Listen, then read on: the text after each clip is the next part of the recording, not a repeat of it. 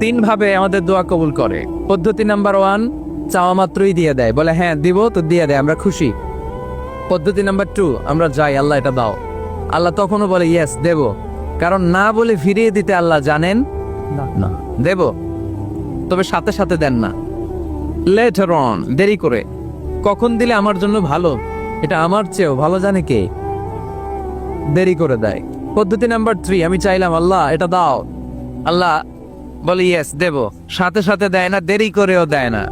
এটা কিয়ামতের ময়দানের জন্য তিনি রেখে দেয়, যাতে ওই দিন বিপদের কালে এই দোয়ার বদৌলতে তিনি আমাদেরকে বাঁচিয়ে দিতে পারে। তাহলে যে এত এত দোয়া করি, লাভ আছে না নাই?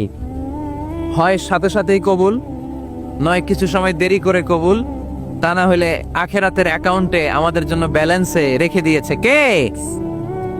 এজন্য আজকের এই ফরিদপুরের মাহফিল তখনই সার্থক হবে যখন আমরা এই সিদ্ধান্ত নিতে পারবো যে আমরা চাইবো একজনের কাছে, তিনি কে?